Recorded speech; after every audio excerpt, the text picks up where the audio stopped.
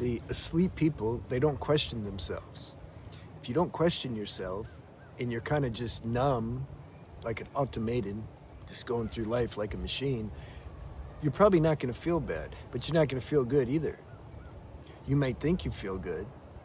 It's like if you ask AI how it feels, be like, yeah, I feel really good today. It's a great morning. Great. You know, you can speak, you can talk it, say you feel good, but we have to define what feeling good is. What does it really mean to feel good?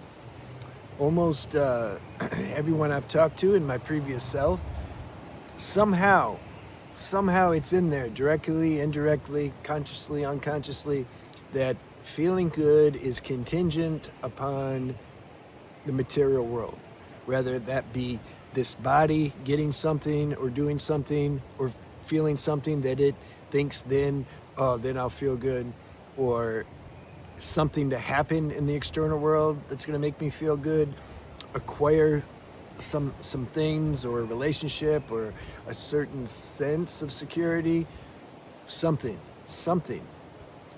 from if I get it, then I'll have a sense that I feel good. Of course, it don't last. Or here's what's even more slick and under the radar and can keep one in delusion is if I'm working towards it but never get it. You can say the motto of the ego is seek but never find. That's how you keep the game going.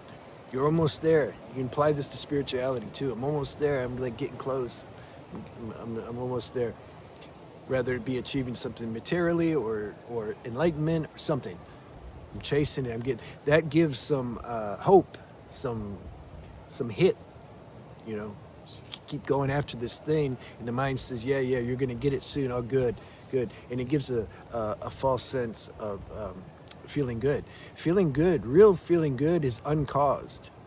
It means you just sit here like and do nothing, or sit in your room or wherever. There's no projection in your mind that's given a release of dopamine that you then call feeling good. You feel good because like you don't know why you feel good. Hey man, why you feeling good? You getting a new relationship? No. That happened, I may not feel good. Oh, did you like get some money? You sold a bunch of books? I have to think about that. I don't know how many books I've sold. I'm doing pretty good though. Is that why you're feeling good? No, because like it's not like my business if I sell books. I did my part, I wrote them, and now the universe is gonna distribute them to the people who are supposed to get them. I have books, by the way. Oh, well, why you feel good then? I don't know, man. Like, I just, I don't know. Why are you asking me? You see? Real feeling good, the only kind of feeling good that is going to be satisfying is when the feeling good is uncaused. Now, it's not 100%, like 100% of the time, but you get that after a while. You understand this is the tax of life. My phone shut off, so I had to, I wrote some notes, even though I probably won't need them, but just in case. The tax of life of being a human on this plane is duality. You're not gonna feel good all the time. But those who don't question yourself, if they're in a numb state, and like I used to be, numb because there's no introspection or nothing. I was so identified and obsessed with achieving those things I just mentioned in whatever form, because I thought that was gonna make me feel good. I was so entranced with that. I don't even know how I'm feeling. I feel good, man. I feel great. How you doing? I'm good. I was excited, and I also was doing certain things and addictions and just living a life that was very exciting, dopamine stimulating. So those feel-good chemicals, aka dopamine, yeah, it's a sense of feeling good, but it's a sense and it's temporary. That's the thing. That's what I found out later. All that's temporary. Not only that, but when you stimulate your brain dopamine center long enough, your nervous system starts to break down, especially if you already have a sensitive nervous system, and then you start to feel bad. You can't maintain that. We're not supposed to. Because life wants us to get in touch with this uncaused feeling good. Well, we can't do that if we keep chasing artificial things that make us feel good. So life has all these contingency plans and backup plans in place. It's just a question of time when they activate.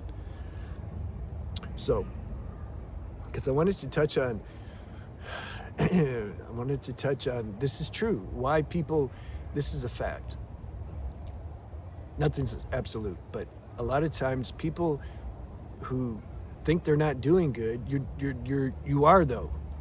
The reason the higher people aren't feeling good a lot of times is because your introspection switch has flipped on. You're looking at things, you're analyzing things, you're seeing things. You don't even have to analyze, you just see it. Externally and internally, you see what's going on inside. You're like, there's a sense of like, I can't stop certain thoughts, I can't stop certain feelings, I can't stop certain reactions and perceptions I have that I see is causing me grief and making me feel distraught. Oh, I see how the world's operating too. It's like, Jesus, man, what am I doing here? This sucks. So when you start to see, yeah, you may not, what's there to feel good about? If you're trying to derive a sense of feeling good based on something external, you're probably not going to feel good. There's really nothing here. It's all temporary. It's all like an illusion. And usually people have agendas and everything's not what it seems. And once you see through all that, there's not much to feel good about. So you had to get in touch. That's good that it's like that, because it forces you to get in touch with something that doesn't need that to feel good. So for a while though, you might be feeling bad, but you're feeling bad because you're seeing. You're not asleep. This is why you're feeling bad. Things are backwards in this life. You can't trust what the mainstream says, because they'll have you feeling bad. You stay feeling bad. Actually, they're the ones that feel bad, but they don't know it yet because they're numb. But they want to try to help you not feel bad. How are they going to help you not feel bad when they don't even know they're feeling bad? Yeah, this is a crazy planet we live on. So when you're saying I'm not doing good, that implies usually there's some consciousness there. There's enough consciousness to be evaluating to see how you feel, like what's going on. Now there's certain illnesses and certain imbalances where it's going to get even the dullest person's attention and you're not going to feel good, but there's always other angles. But I'm speaking more to those authentic beings who are here to wake up, who are in their heart seeking real liberation that you didn't choose. It's just you chose on some higher level, but you can't really remember. It's not really practical on this level, but you're compelled. Those beings have a rough time, and I'm always talking to them because there's not enough. I wish I would have had more people speak from that level when I was going through all that, because it would have just saved me a lot of excessive extra grief. This is a big deal. No self-judgment. This is what I used to do. I used to look at people and judge, like you can say, their outsides with my insides. You say like that. I didn't know yet, because I was a little gullible and naive, that a lot, just human beings, it's like default by nature. We can't help it. We give a projection of who we are when we go outside. Ask those who are married, if they've been married for 20, 30 years, yeah, dude, your projection comes down after a while. Ask them, are they the same person when they go outside? When we go outside, we give this, we want to be our best act. Everybody's acting. So many people acting. But some are better than others. And the real good actors, they don't know they're acting. Those are the best actors because they don't even know they're acting. So you believe it. But those with subtle perception know better. You just can see something's not really aligned. Something's not matching. The performance is good, but I'm not buying it. You're not going to get a standing ovation. Something's off. So I used to look at these people and I'd be like, why can't I jump around and be motivated and yay ho or peace, love, light? Actually, I never did want to say that, but why can't I appear to be more blissed out like them? I was imagining what their inner state was. I didn't realize there's a difference between the projected outward state versus their inner state. I learned that later as I grew and started, talking with more people intimately, getting to know them, and etc. It's the same with the so-called spiritual masters. I've spent time around a few. They're just it's never the same as when there's dancing around on a platform or on camera. It's not the same as like if you live with them. It's not the same. So it helped me to understand that this human suit, this human 3D game that we're in, you can't escape duality. Duality in the sense of emotion, sometimes up, sometimes down, sometimes a lot of energy, sometimes less. There's no stagnant state. It's not like, is that an intruder? I see a shadow. You always got to be on point. It's not like this concept that I used to have, and so I know other people have, where you reach some enlightened state. It's funny, and then you just like blissed out all the time. It's funny how the imagination imagines a state it doesn't even know anything about and actually believes what it's imagining. We're so delusional we don't even know it, man. So those who start to introspect, you start to catch these delusions, and it might make you feel bad. You might like, damn, I'm like delusional as hell and I can't stop it. I'm just duped in delusion. You start to make friends with it. You start to like not care. It's not your business. Your life's not your business. Rumi said something. He who brought me here is taking care of me. You're in a game. You're not supposed to be like 100% awake. You would dematerialize anyway. Like you couldn't handle it. Something starts to understand these things, and you don't take your life so damn serious, man, because like you can't. you get to where you can't. You see that like you can't control almost damn near anything.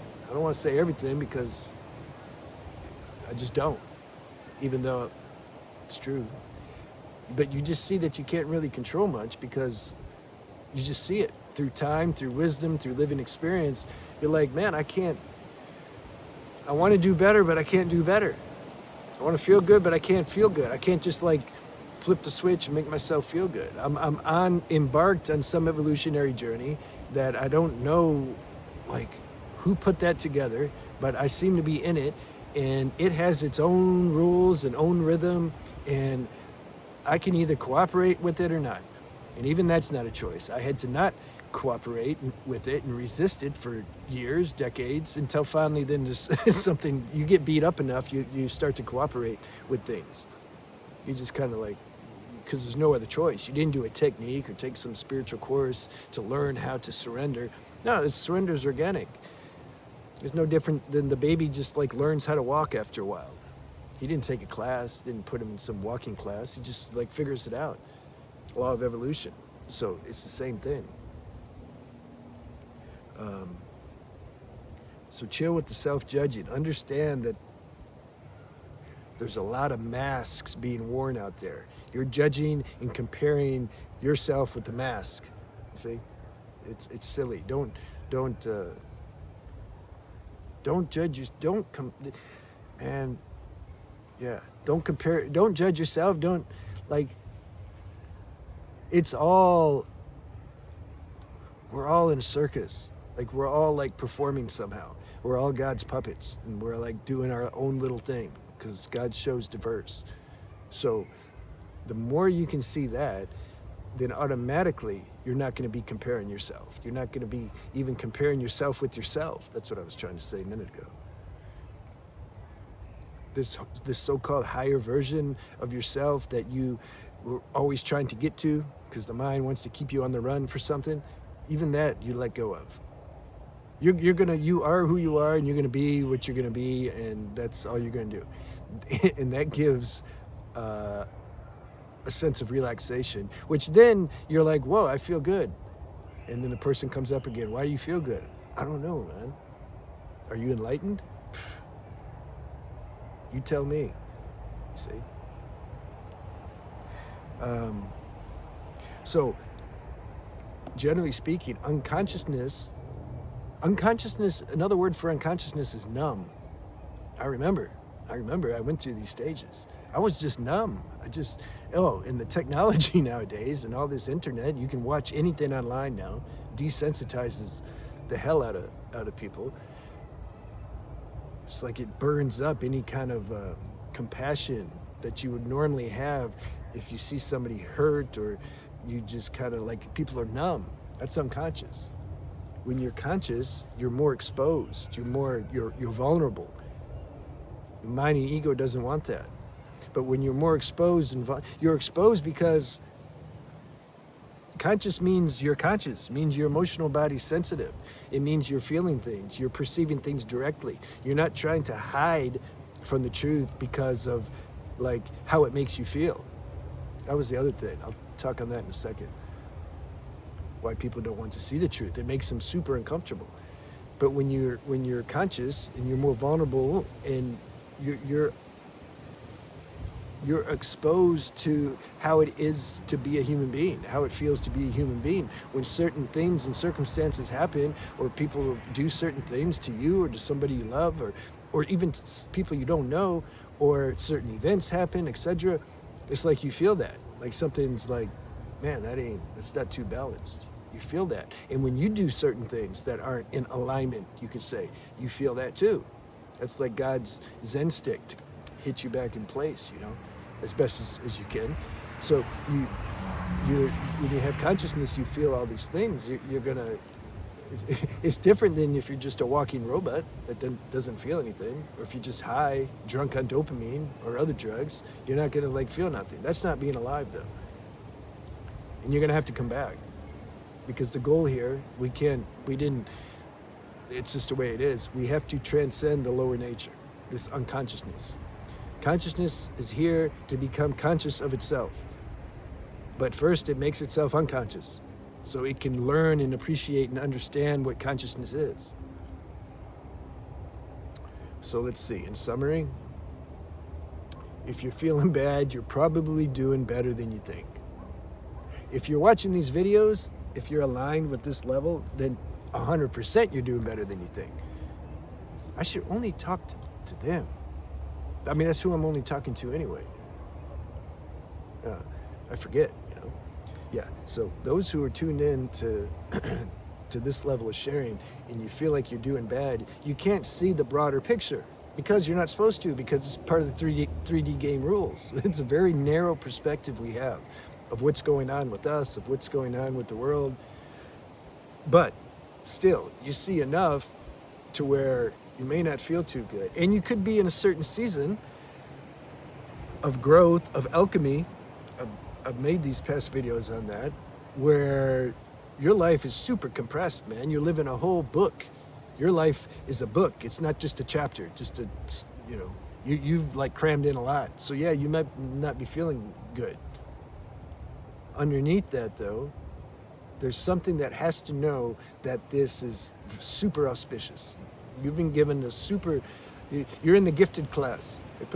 Universe puts you in the gifted class, and you're being crammed with 10 times more schoolwork than the average student. And it's just a lot to assimilate and a lot to process, and yeah, you're gonna feel bad. So don't expect to be perfect. That'll never happen with anybody. There's nobody who's ever walked the earth in a human suit that is perfect. It's easy to speculate about some people who were here thousands of years ago and say, oh no, they were perfect. Yeah, right. If you were to hang out with them, you'd have saw they're not. There's no way. So give yourself a break. You're not supposed to be perfect. More important than being perfect, you're honest. This is the most important thing. You're honest, you're being real. People don't have self-honesty because it's too uncomfortable. When people can't look at themselves, they feel guilt and shame if I look at myself, and if I see this and this is exposed, oh no. I found that out with certain girlfriends I had. Because see, this is the type of subject, this is all I talk about. It's been like this since I was 16. It's been like that my whole life. Before 16, I would just ask why all the time. Why? They used to call me that, why. That was my nickname. Because I wanted to know, like, why? I wasn't satisfied with the surface level answer. I wanted to know, but why though? But when I was with girlfriends, I wanted to break everything down, man. Let's look at this. Why'd you like do that? Like you like you got mad when I said this, but like that wasn't my intention. I was like playing, or I wasn't. It wasn't being directed to you. Like, why'd you get mad? I don't want to talk about it. Why not? What do you mean? What do you want to talk about? Just stop. Leave me alone. Why? You're like my girlfriend. Like, let's talk about it. So I get in trouble, you know. But this has always been my favorite subject because I don't know what else there is to talk about. I don't have any interest. I'll talk about UFC a little bit. I like Khabib, Khamzat Chimaev. Those are my two favorite, two favorite fighters.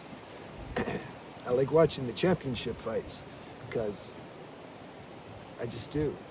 I have a bit of a warrior instinct in me, archetype. Those days are done though. I'm not going to join the UFC. But all right, I'll see you guys soon. This is kind of a fun video. We're going to get back into more. I don't remember what the next video is going to be, but we're going to get into the astral and things like that. I like talking about that. All right, that's it. I'm just talking now. I'll see you.